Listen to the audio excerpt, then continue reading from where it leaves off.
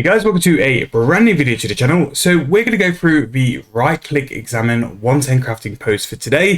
A bit more of a detailed look at what's coming in terms of the update, how the certain parts of the update is going to be brought in, and basically just breaking it down a bit more than the first post. So summary of the discussed topics, we're going to be introducing a new magic armor, we're going to plant new seeds with farming, and then harvest the produce to create the cloth, and then create the brand new armor from there. So the emphasis from the first post was that it's going to be a brand new sort of way of doing crafting, kind of like how they've brought in the burial armor for both rune crafting, smithing, and all that sort of lark now as well.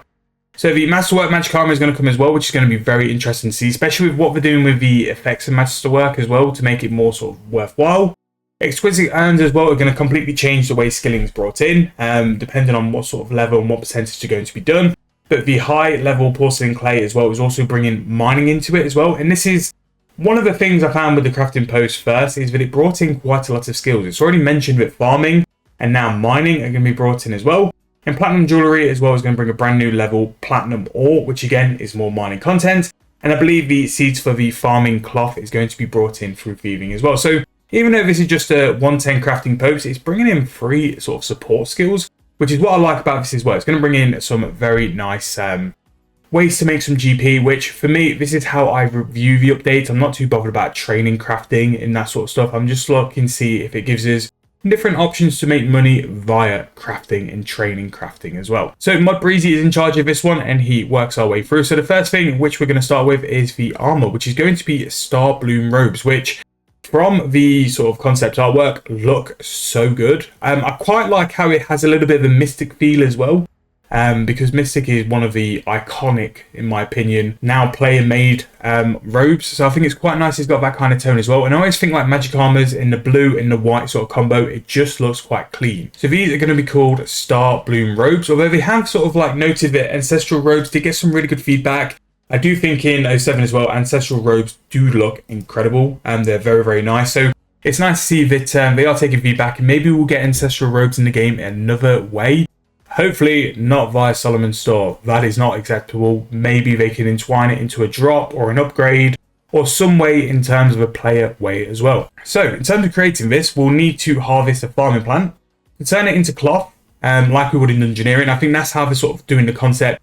The Dungeoneering way of growing your own cloth, then having to spin it into the actual workable material, and then you can then craft it on top of that. So the crop to make this is going to be called the Star Bloom flower, and this is how it's sort of done. Now, one really interesting thing as well, it kind of seems that that's a battle staff. So to do this, you will need Star Bloom seeds, which originate from the Star Spirit's home planet, blah, blah, blah, blah, blah. The Star Bloom seeds can be obtained from thieving NPCs such as Master Farmers, Dwarven Traders, and creatures such as Vile Blooms and the Calphite King. And can also be obtained from shooting stars. So a couple of things here is that it makes Dwarf Traders, which are kind of one of the in topics at the minute, a little bit more profit at the minute because they're going to have these seeds. Master Farmers, especially with the ability to get like 4 times loot, that could be really interesting as well. And shooting stars, it gives shooting stars another emphasis and another reason to do this as well. I wonder if you get them from mining or if you can actually buy them from the store. If you can buy them from the store, now could be a really good time to sort of start doing your mining shooting stars and sort of hold on to the stardust, because who knows, it will be a decent way to make some money off the off, because the demand will be here for these seeds. If anything, on sort of release, there'll be 2 forms of demand. One is going to be for the exquisite clay for the urns, and then the other one is going to be for these seeds, because as soon as these seeds are in the game, as soon as people can get the cloth and then make the armor. What they've done though, so like the concept art kind of makes sense, you need to plant a battle staff with these seeds and let them sprout. So maybe worth sort of stocking up on some battle staffs now, just so you've got them for the ability to do this. My personal opinion is I'm going to try and use the player own farm instant growth potions. I kind of hope they've overlooked that. Just means you can get a lot of them in quite quick, and as well Dwarven harvesters, hopefully they work with the crop as well, and it just means you can get quite a lot of material quite quickly because the demand will be here. Again, this will be one of those updates where for the first 2 weeks you can cash in and make an awful lot of profit. Kind of how the mine update, the demand was there for the ores, it's going to be the exact same for this as well. You can make a lot of money quite quick. And the good thing with crafting is because there's so many different things like layered into it, you can pretty much guarantee that no one can cover all the bases unless you have 10,000 alts. So there'll be ways to make profit for everyone. So once we've got the cloth, We can create the Star Bloom robes and train those crafting levels. We can upgrade the Star Bloom robes as we would with smithing or fletching. So it's going from like a Mark 0 all the way up to a Mark 5. And then you can do the Marshall method as well. So to recap the original design and how the process is going to be, you plant the seed and then you get the Star Bloom flowers. Star Bloom flowers are then spun on a spinning wheel to create Star Bloom thread.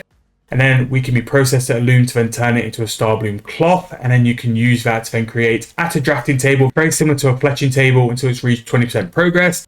And then it moves to a tailor dummy where you finish to 80%. You use regular thread to then complete the process. So this is a big sort of process. And hopefully we've done this in a crafting guild as well. So you've got a place to go there as well. But it's a very long process. I'll give it that. So hopefully they've got the XP ratio right for the amount of work you're doing into it. Compared to the other methods though, that is a lot of sort of process and ways to do it. All I'm hoping is that things like the cloth and all the different stages, maybe they could be sellable. Just so like if someone really wants to go for the top tier XP, they could buy something in progress. But hopefully like you don't have to do this whole process for Mark 1 to Mark 2 to Mark 3, Mark 4.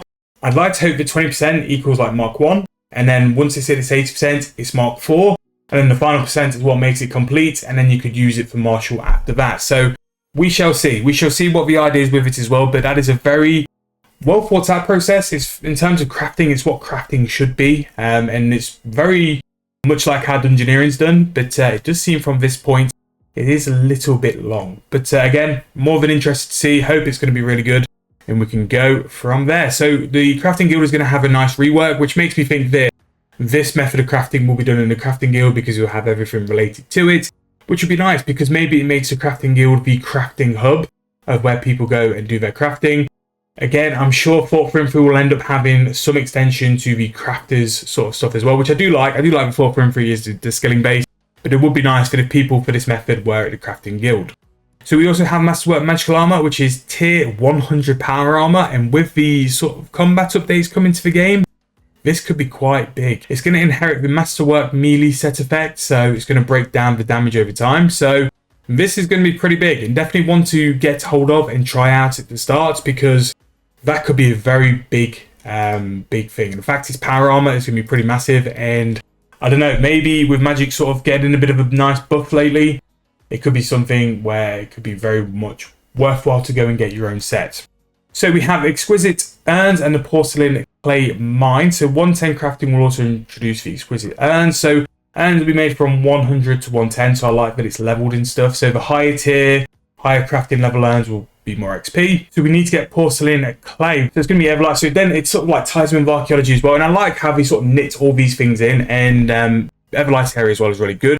102 mining though, so if you're not at 102 mining, you definitely need to do that as well. And it has a nice little effect where, depending on where the water's flowing into the cave is where you want to go. So whether that gives you a bonus.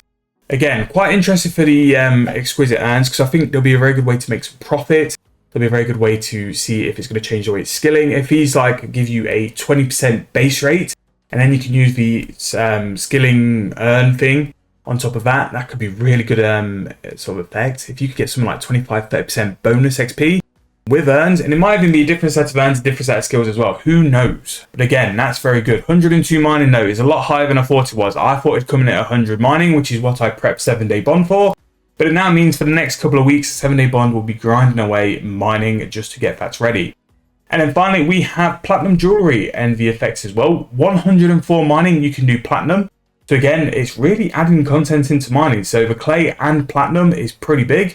So it can be found south of the fishing colony and the Kadirian desert as well. So quite a few things there as well. Smelting the bar as well. Wonder if it's tradable. If it's tradable, maybe you can make some money smelting platinum as well, which again, really good. Bringing all these skills in. Crafting's done a really good job at bringing everything into the fray as well. Now, I've already looked at these, and in my opinion, platinum not as big as what I thought it was. The Ring of Retribution is pretty big for the sort of combat side. It's got some nice effects. It's got big damage boost. Meh. Again, I'm not really one. I can't really give you guys an opinion on combat because I'm not the best at combat, so I'm not really giving an opinion on that. But 24 bonus to all combat styles, 50% to give damage back in terms of recoil, and a 12.5% chance to reflect damage. It seems okay. The platinum necklace, which is a sunburn necklace to immediately skip one growth stage when a seed is planted, can be very good, providing that it can stack on top of the Garden of Kareed quick growth sort of thing. If it doesn't, then it's kind of a bit of a waste. And the fact it only comes with 10 charges, and hopefully it sort of disintegrates, because then you've got demand on platinum stuff then. But yeah, that's the one for me. Big skiller, big farm, and that's always going to work. We have the platinum bracelet, which for using an additional spirit is going to give you 10% bonus XP. Again, stone and wood spirit, a good way to bump their price up is to have something like that. It means they're consumable. It means it gets rid of a lot of the lower tier ones, and not that you go and mine at them anyway. But yeah, it's a good way to get some stone spirits out of the game, which is what we want, because that means their price will go up. We have the amulet of the expert. So extra 10% progress when burial smithing, fletching, which again, this will be very, very good. But again, it's got charges on. So if this is a charges where it needs to go and recharge, that can be a little bit annoying. You'll want to have a couple of these in the bank. But if it's disintegrating, it means there's some value to it as well. So the fact that it's got dragonstones kind of, I think will mean it's rechargeable, like the glories and stuff. But if they can make this like to a point where it crumbles to dust, dragonstones will be going out the game, which is massive. Like that is something you want. Dragonstones going out the game in bulk. And we'll see. And then finally, the Delver's Necklace is a 50% reduction to run energy, which, yeah, it's okay, I suppose. There's not really many places in RS3 which challenge run energy, but I suppose like the fact that thinking about it and stuff like that. And then it's got some teleports to various dungeons, Polypore, Brimhaven, and Fremy Slayer dungeons, which is kind of dead, in my opinion. I think with the Slayer masks, you've got the ability to teleport to all the different dungeons, the ability to go to all that as well. So yeah, we shall see anyway. And that is pretty much it. What they have done at the bottom note, 16th of June is when this is going to be announced. So we've pretty much got about another 3 weeks until this is released. Really excited for it. I think it's bringing some really good things to the game.